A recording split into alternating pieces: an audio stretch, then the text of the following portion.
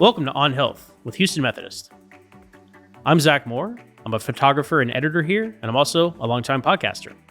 I'm Kim Rivera, Huston-Weber, and I'm a copywriter here at Houston Methodist. And Kim, what is your skincare routine? It's a lot simpler these days. I actually, after interviewing our expert, I am basically washing my face and making sure I'm putting SPF on every day. What were you doing before? I mean, I was always washing my face. I'm not a dirtbag, but, I think I was probably doing a step above what stereotypically people think men have terrible skincare routines. Like, Well, what's your skincare I find that an routine, Zach? overgeneralization, but you're absolutely correct at the same time. Before I lived with my wife, I pretty much took a shower. And I was like, well, I'm clean, right? I'm good. Soap, water. Like, what else do you need? Now, when I was younger, I did have acne. I had some bad acne when I was younger. So, I mean, when I had that, I was like doing extra things and whatnot. Same. But, and occasionally I still get a pimple every now and then. I thought that was going to be over with when I turned, I don't know, maybe 30, but I still get an occasional pimple, unfortunately. But I do some moisturizer. Like, my wife got me onto that. There's other things that she's bought for me that sit in the things that she bought them for me in, and I very rarely use them. But no, I don't get up early and do a whole thing before I go to sleep. And I don't want to put stuff on my face before I go to sleep because I'm a night showerer, So I want to be clean, I want to be nice and I don't want extra stuff. Yeah. Right. You know what I'm saying? Yeah. I'm kind of with you. And I feel like I've started and stopped a lot of skincare routines over time because, being a woman, there's a lot of marketing out there of different skincare trends and things to try that will, take the years off your face or whatever. Take the years off your face. Like whatever influencers are saying online. And, I think that's a big reason why I wanted to do the episode is I think I'm a person of a certain age now and I'm inundated with ads about skincare routines and retinol products. So just things that are supposed to help you age gracefully. Yeah. It's definitely a whole industry. Yeah. Yeah. And there's a lot of things out there they want to make you think you need that maybe you don't need. And this is what we talk about with our expert today. Yeah. We spoke with Annie Christenson, a medical esthetician with Houston Methodist, and she had a lot of good advice for us. All right, let's get into it. I'm here today with Annie Christenson, medical esthetician with Houston Methodist. Thanks so much for being with us today. Absolutely.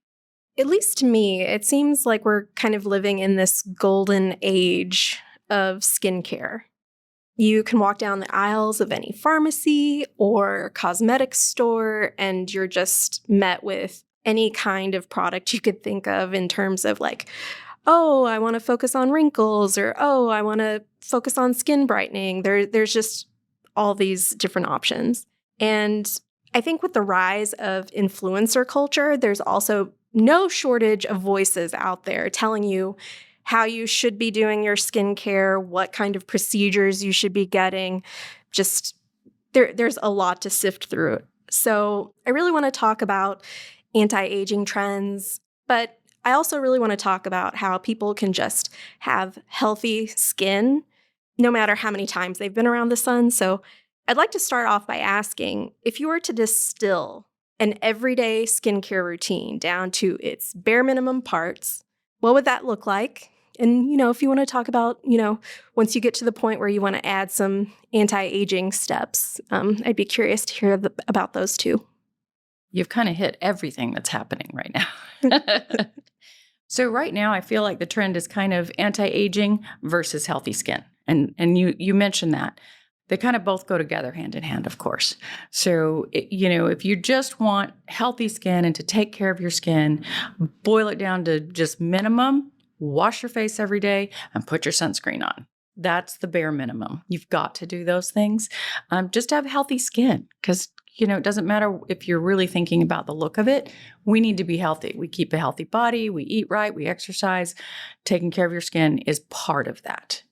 Then if you are looking at kind of an anti-aging sort of look at your skin, and this is for any age, you always want to start off with washing the skin using an antioxidant type product in the morning because that helps to prevent sun damage, a moisturizer if your skin needs it, and a sunscreen.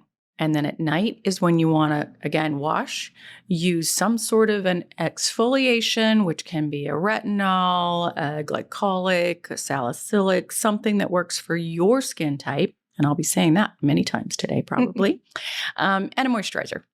And that should be your evening routine.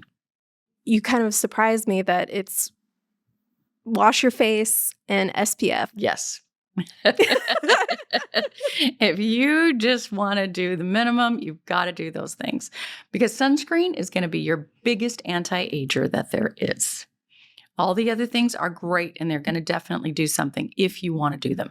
If you don't want to do anything, please put your sunscreen on. I mean, I feel like that's like the big headline, right? Yes. Because we're getting damaging rays right here, sitting under these lights.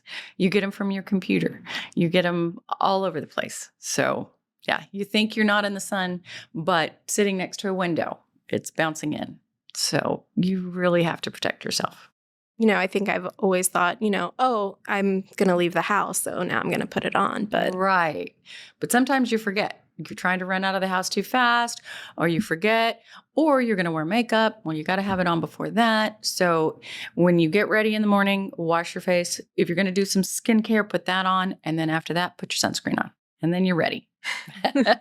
You talked about the sort of the different steps. I heard you mention retinol, which I'm sure we're going to talk about a lot. And I've been thinking about it. I saw something online. It was a joke about, how younger and younger people are doing these really elaborate skincare routines, some of them which have retinol and just these kind of heavy hitter skincare treatments at really young ages, like even college age. And, I think the joke was, and I think the joke was, I don't remember drinking water in college, and I'm probably closer to that than the really heavy skincare routine. But if someone's concerned about aging gracefully, is there an age you should start doing this? And is there an age where it's maybe like, well, the ship sailed, like there's nothing that can be done. You're going to have the crow's feet or whatever. Right. No, there's not a too young and there's not a too old. So you can always take care of your skin just like you can always go to the gym, no matter how young or old you are. I know this year, the big trend for like 8 to 10-year-olds was getting skincare for Christmas. So I was putting together skincare packages for, yes, very young age. But it's a good habit, just like at a young age, it's a good habit to, get out and do your exercise every day, to learn to eat right every day. So it is okay to start young and do these things. You do have to think about what you're doing because when you mention retinol, our skin doesn't stop producing collagen until we hit our mid-20s. Now, at that point, it does stop producing collagen or slow down, rather. So at that point, that's where we do need to get something to rev that up. And that can be with our antioxidants, which are vitamin C's, and our retinols, because that's going to kind of break down the skin. It's like the exercise for the skin is how I kind of put it. We really stopped making collagen in our 20s? Yes. Sad but true. It slows down. But even if I have someone that comes into me and, they're 55 and they're like, I've had good skin and I haven't really done anything and I want to start doing it, great. We can still start at any age and we can rev that up. So again, I will take it back to working out because that makes sense to a lot of people that even if you're older and you start working out at an older age, you can tell. You can still build your muscles. You can still get healthy. You can change your diet. You can change your skincare. So you'd mentioned vitamin C, retinol, and I've noticed a lot online because kind of at the top, I had mentioned that influencer culture seems to be so pervasive. I'm getting so many ads for things of people saying, you should do this, you should not do this. And one of the things that I keep seeing mentioned is tretinoin. Did I get that correct? Yes, you did. Is that in line with retinol?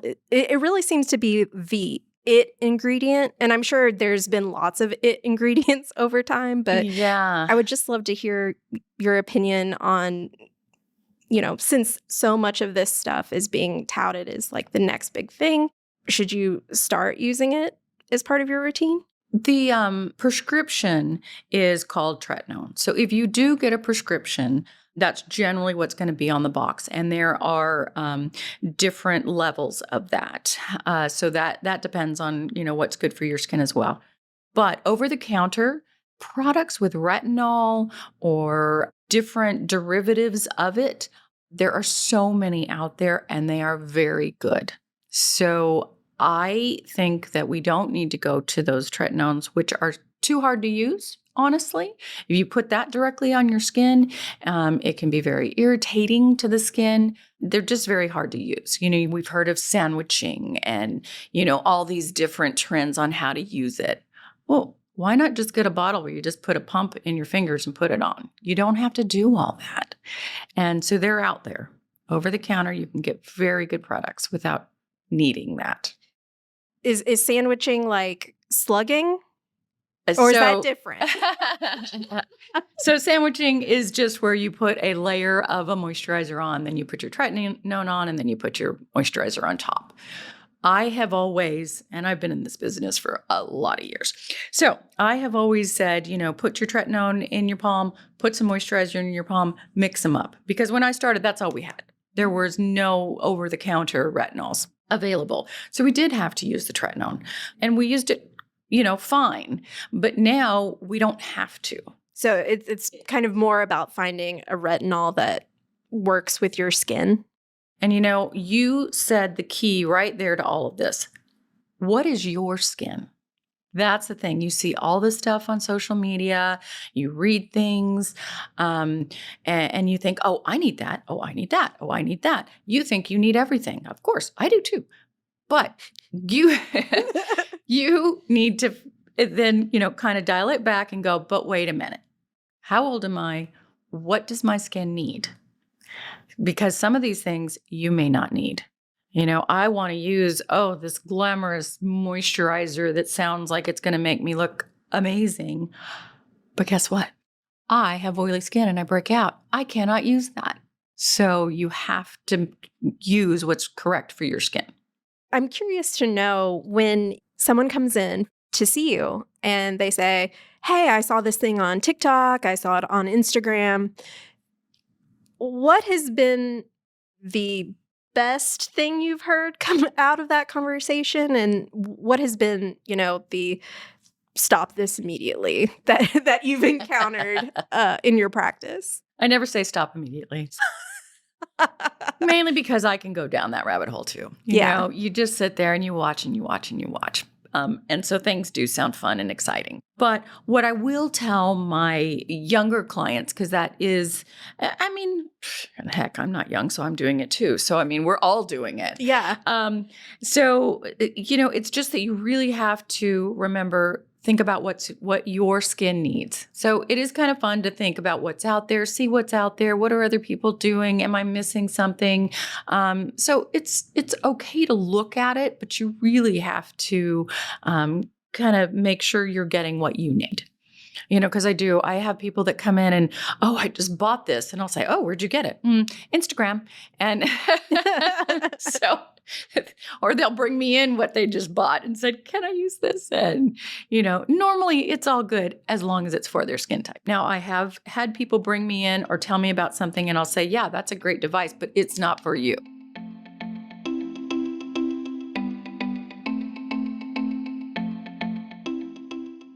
Interested in adding retinoids, aka vitamin A, to your skincare routine? Whether you use prescription grade or over-the-counter retinol products, specialists agree that wearing sunscreen is mandatory. Using retinoids can make the skin dry or irritated, which can make getting your average sunburn worse, but the jury is still out on whether retinoids cause sun sensitivity. Many studies have explored whether retinoid use causes photosensitivity, when a drug makes it more likely for your skin to burn when exposed to UV rays. The research isn't definitive either way, so that's likely why the FDA, skincare companies, and experts alike recommend using SPF when using retinoids. And anyone who spends time in a cosmetic shop or pharmacy knows that skincare doesn't come cheap. Catching too many UV rays causes retinoids to break down, so the active ingredients in your pricey anti-aging products will deactivate, turning that effective treatment into hope in a bottle. To make sure you're getting the most out of retinoid use, make sure you are using retinoid treatments at night before bed to get the most from your products. Applying a broad spectrum sunscreen, minimum SPF 30, every single day, no matter the season, weather, or if you'll be inside all day. Trying to avoid peak sun exposure during the hours of 10 a.m. to 2 p.m. whenever possible. Hanging out in shady spots when you're outdoors. Better yet, consider wearing a hat and sunglasses when outside to protect your face from UV rays.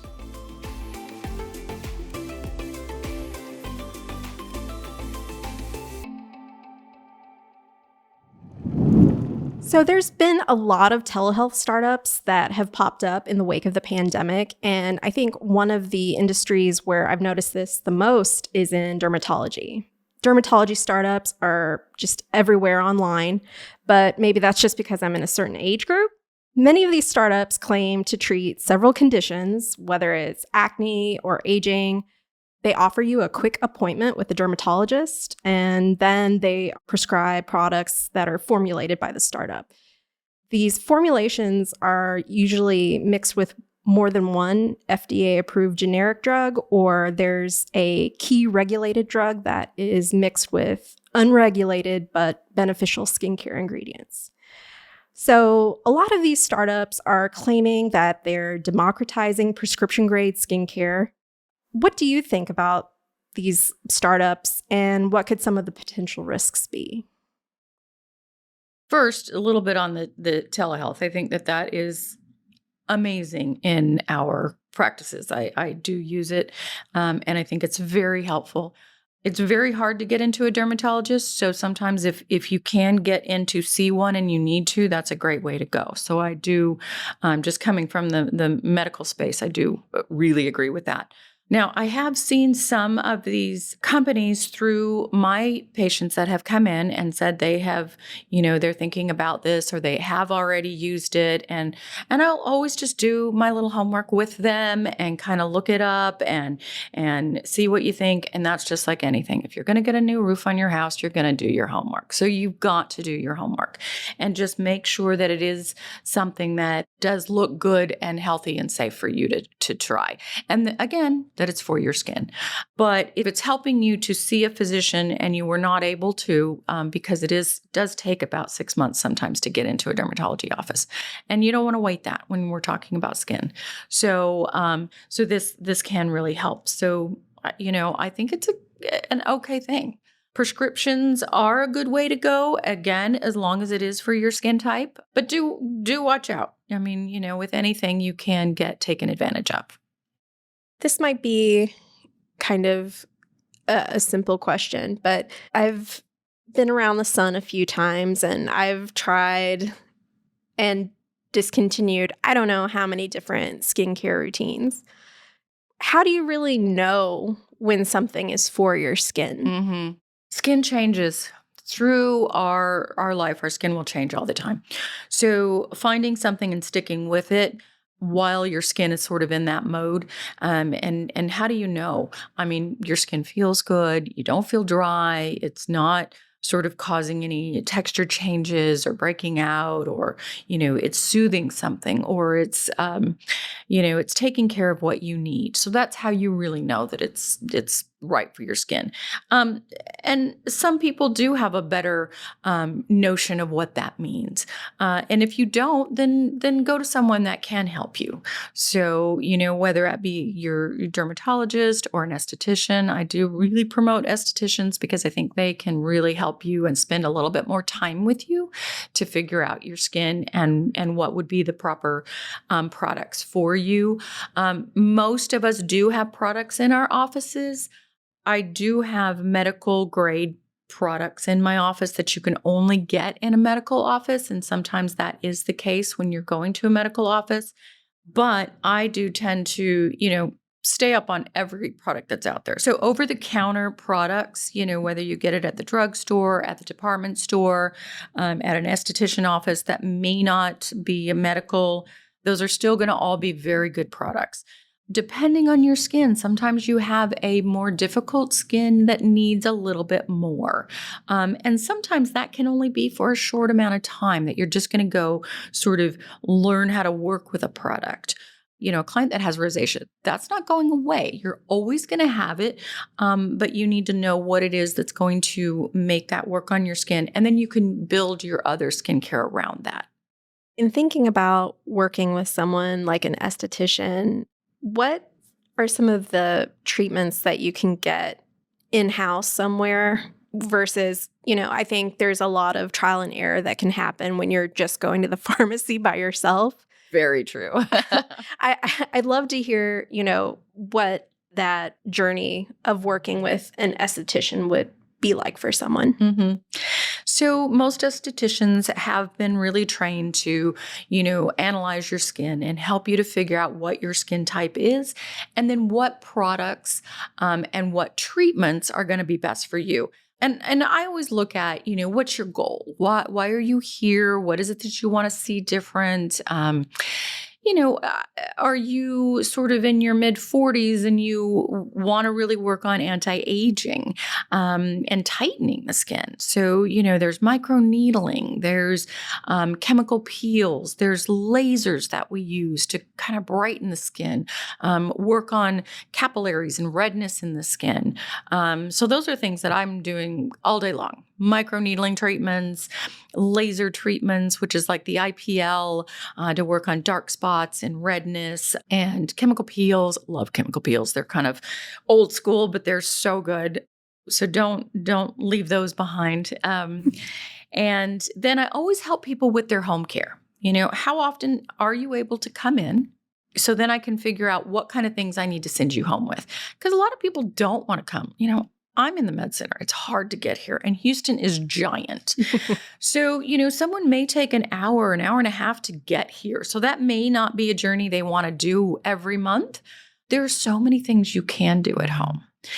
So whether that be, your own little microcurrent devices, chemical peeling pads, they're just great stuff at home.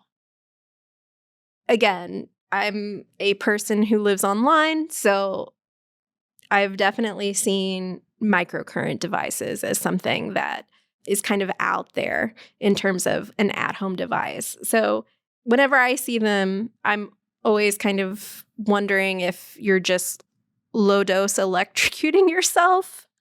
Maybe that's not the way to look at it. Feels that way. Did mine last night.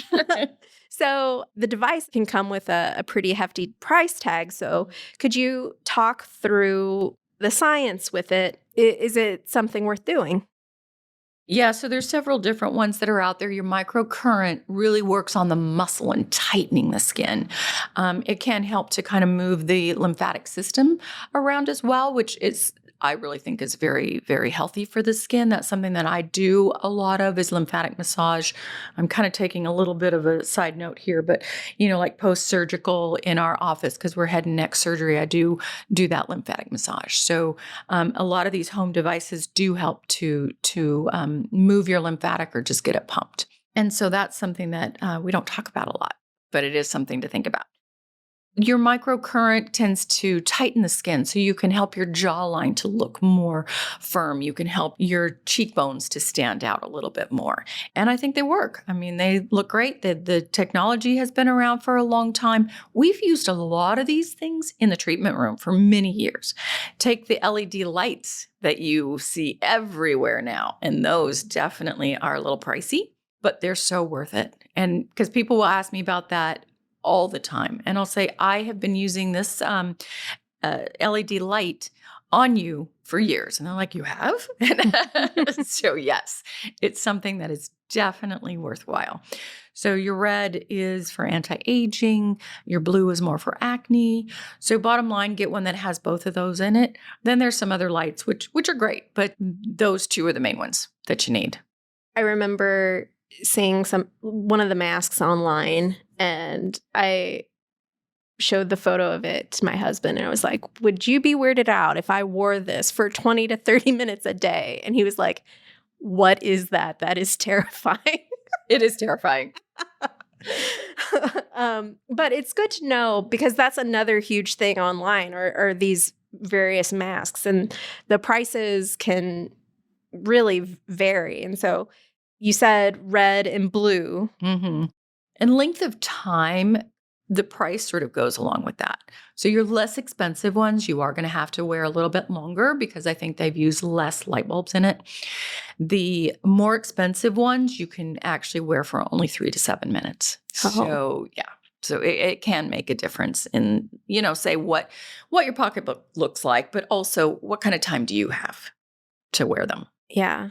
And they are quite bright, so you have to, wear a little bit of eye cover in them. A lot of them don't come with that, so you may have to add that to it. Are they LED light masks? Correct. Yes. Yes. Mm-hmm. They're all LEDs, yeah. The light masks, the microcurrent, those seem to be kind of worth it.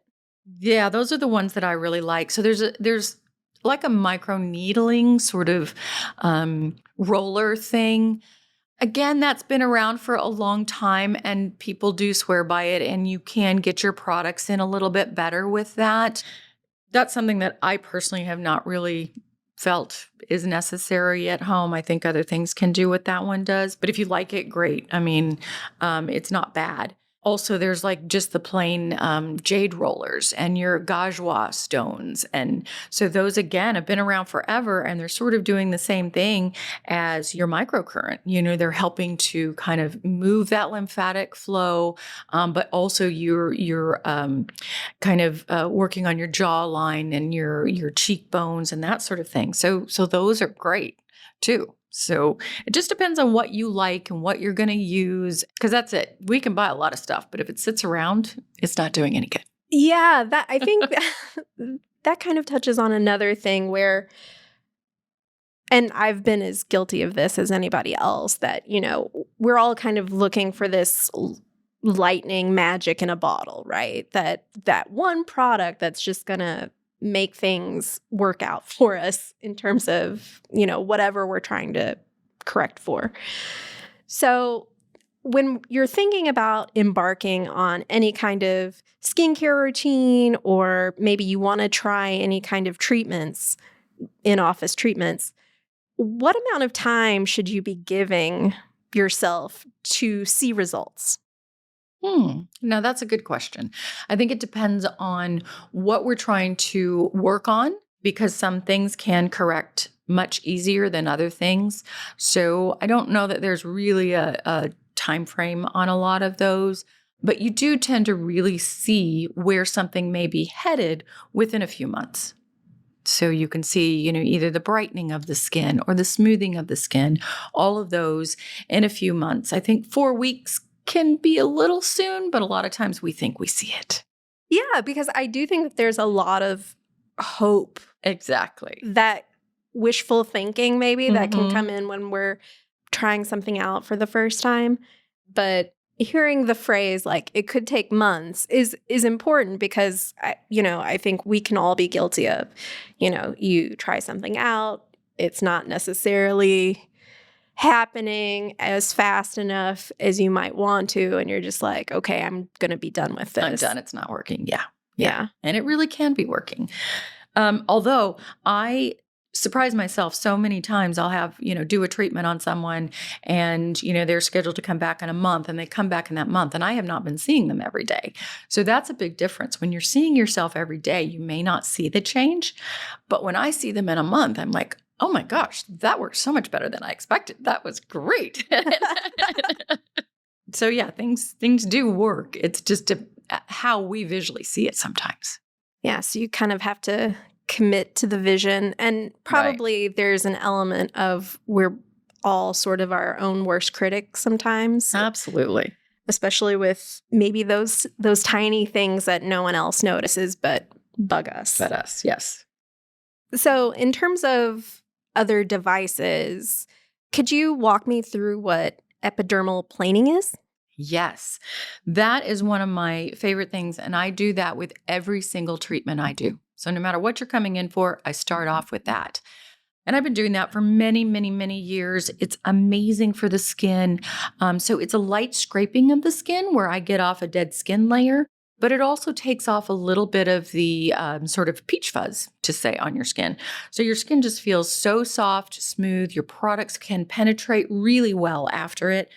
And then over the past few years, there are many home devices that have come out, and they are actually very good. So from a $5 one that I thought, I'm going to pick this up and just see how well this $5 one works, it was great. And that's what I personally use at home every day, is that one that's just over the counter that I got at the drugstore for $5.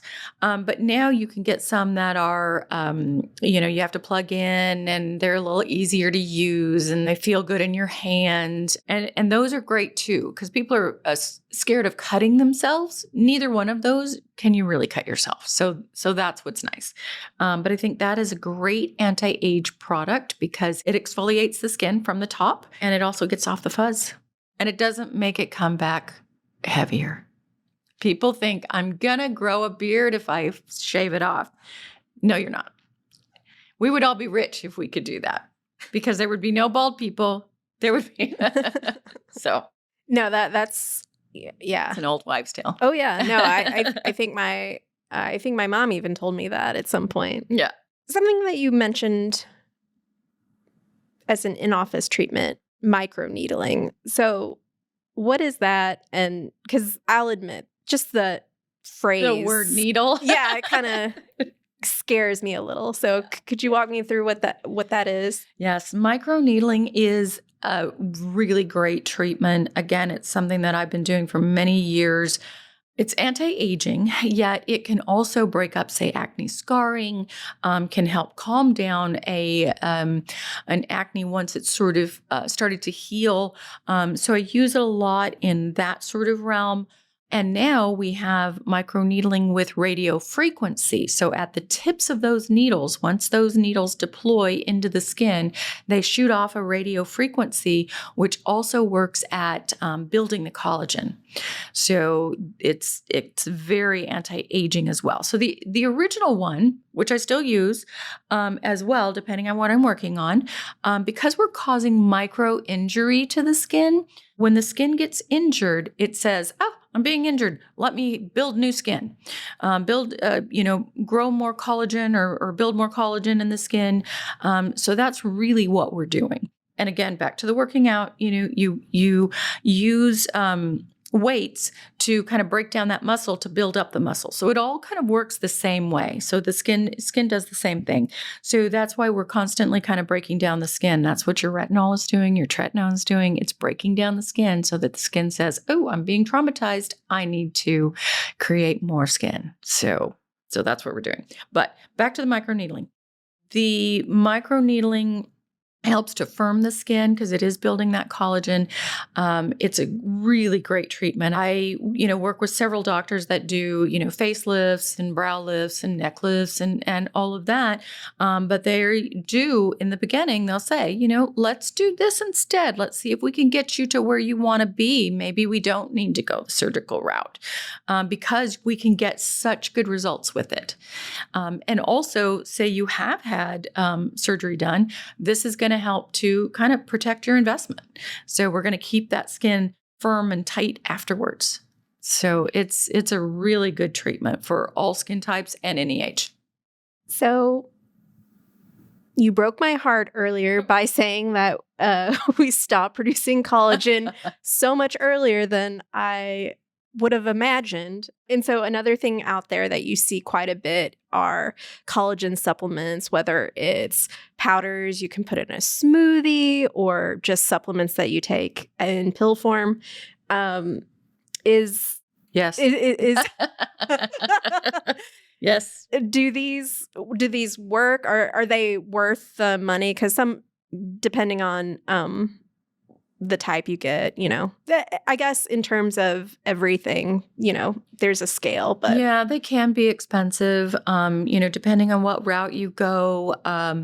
You can get them in little liquid daily shot forms. You can just go to, like a big box store and get like a powder form that you can put in your smoothie or your coffee every day. I do one of the powder ones in my coffee every morning. And yes, I do believe in them. And two, as we get older, they're helping out with your joints and, other things. So it's not just your skin that they're working on. So I do really think that they're valid. So because we have collagen everywhere in our body.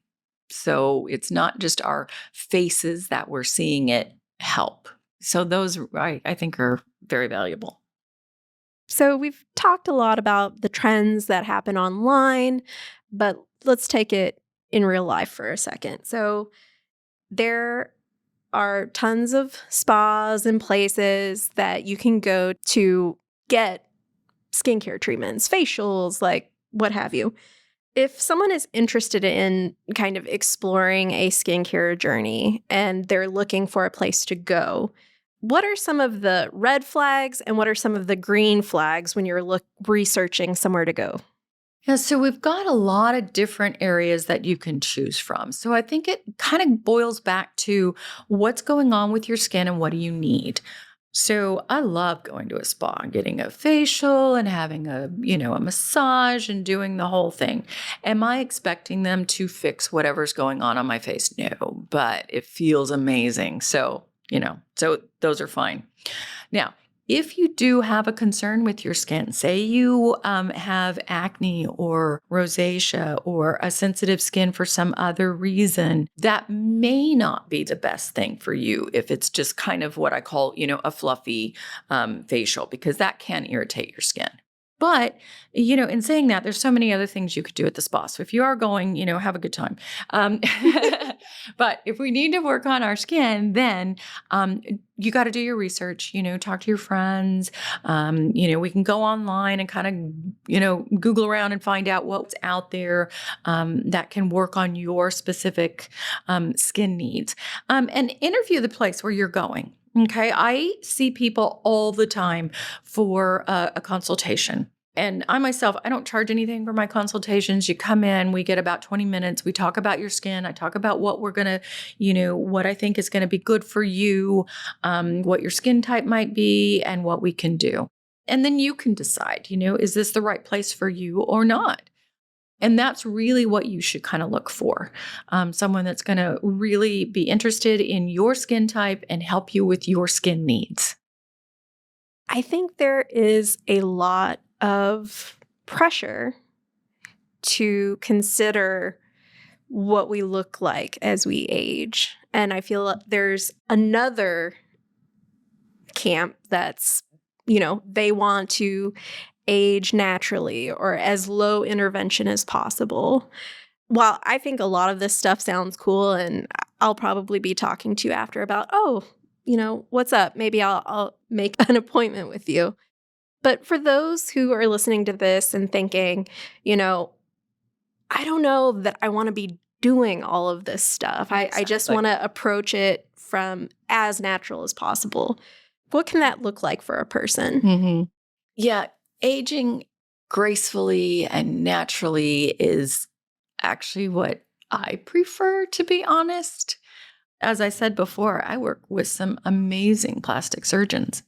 I don't think I really want to do that. But that being said, you never know what you're going to think of in 10 years or whatever. So yeah, we have to look at what do we think today? How do we look? Everyone is on sort of a different journey on what they kind of want to do. Some people wear makeup, some people don't. Some people want to have this big, long skincare regime, and some don't. that's just being you. So be you. That's what you want to do. Find out what it is, because I see people from all, from just, keeping it natural. They come in just for a nice, healthy facial once a month, to people that are doing all sorts of things and are on their third facelift and still doing, all these things. There's everything in between. Just find your lane and enjoy it. There's so many things that you can do out there. And I think that we have come to a time where it's okay to say, I don't want to wear all that makeup. I don't want to have my lips filled. I don't want to do all that. Then don't. Because you look great no matter who you are. Yeah. So yeah. Finding a way to make it work for yourself. Exactly. Yeah. You still need to wash and put your sunscreen on, but Annie, thank you so much. I feel like I've learned so much about the spectrum of what exists for skincare, and especially with anti-aging treatments. So this has been wonderful. Thank you so much. Thank you for letting me do this. It's so much fun, and I love to get the information out there. I think there's so much information, and I think everybody deserves it. So, Kim, I feel better that Annie recommended you just got to wash your face, right? I mean, I've been doing that. So I'm good. I don't need all those extra products, right? Yeah. I think her message about you can engage with skincare as much as you would like to, or as little as you want to, really encouraging, because especially I think for women, we are constantly being marketed to have you need to have a 15-step skincare routine. Mm-hmm. And, you don't to have healthy skin. Well, I think another factor is, and correct me if I'm wrong, I don't wear makeup. Women wear makeup, right? Yeah. And you're putting all this stuff on your face. You got to take it off anyway. You got to do a wash, and then you're adding other extra things. So it requires an extra level of cleanliness to remove everything, because you don't want stuff there too long. And it's just, there's a lot that goes to it, right? Yeah. Now, to that point though, if you do have a certain skin thing you're working on, right? If you want to try and re-moisturize or rejuvenate your skin, then you absolutely should look out for some skincare products that could help you achieve that goal, right? Oh, yeah. And what I really loved was she talked about how we start losing collagen basically when we're in our 20s, and it just, you keep losing it, but it's not over, Right. It's never too late to start. Like, I like what you guys mentioned that, where it's like the gym or a diet, where it's like, yeah, it's if you start now, you can turn the ship around. Right? Yeah.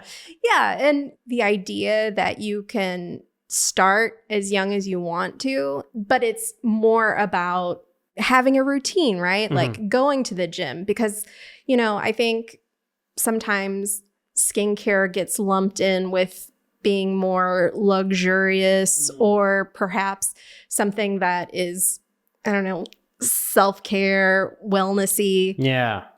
But, it is your skin, and it's taking care of yourself and your body. And so it's time well spent too. Yeah, I don't want to call it a stigma, but I know what you're talking about. Or it's like, oh, skincare, I'm not one of those people. Or I think some people might feel that way. And no, it's like brushing your teeth, or getting your hair maintained. Like, it's a part of your body they need to keep up with. And we take it for granted because it's there. But it's just something that definitely in the long run, you will see the benefits of it. And again, we had a whole podcast with Annie about sunscreen before, and you guys touched on that as well. She again reiterates, wear a little sunscreen every day, which that's a struggle for me. But I did find, speaking of all these moisturizers and things, like having a moisturizer sunscreen combination, like sometimes I know, especially if I'm going to be outside, I know, like for whatever reason, for however amount of time, like I'm going to put some of that on.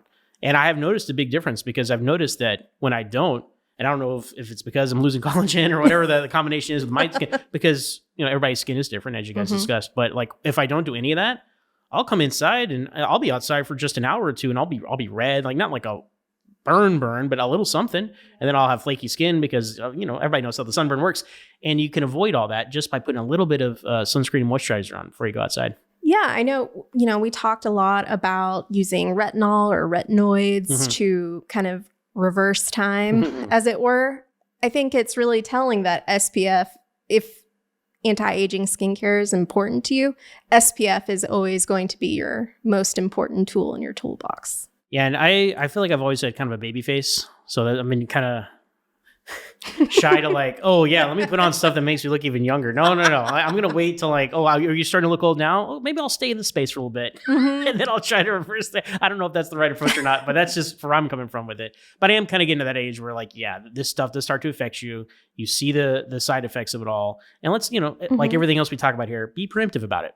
Yeah, I think men get a little bit more of a pass than women do. Like, I don't know, are you seeing lots of 10-step routines on your Instagram feed? No, I have not seen that. No, I get targeted on other things. So, okay. Yeah. Well, that's good. What those things are, I'm not going to tell you. And then wrapping up, I did want to mention, I was rather surprised, and it sounded like you were too in your conversation with Annie about the age of kids now that are getting skincare routines. Like she's saying that she's making packages for, Christmas presents for kids who are like 8, 9, 10 years old, right? Mm-hmm. Yeah. And I think it's just how pervasive wellness culture is. And it's kind of why I wanted to explore this topic. And, we talk about it in other episodes this season where the influencer culture is starting people young on these different messages. And whether those messages are good or not is to be seen. But, with Annie saying that you're never too young for a healthy skincare routine is positive. But, maybe those 8, 9, 10-year-olds don't need to be using anti-aging skincare. Yeah. We'll draw the line there, right? Yeah, right? All right. Well, that's going to do it for this episode of On Health with Houston Methodist. Be sure to share, like, and subscribe wherever you get your podcasts. We drop episodes Tuesday mornings. So until then, stay tuned and stay healthy.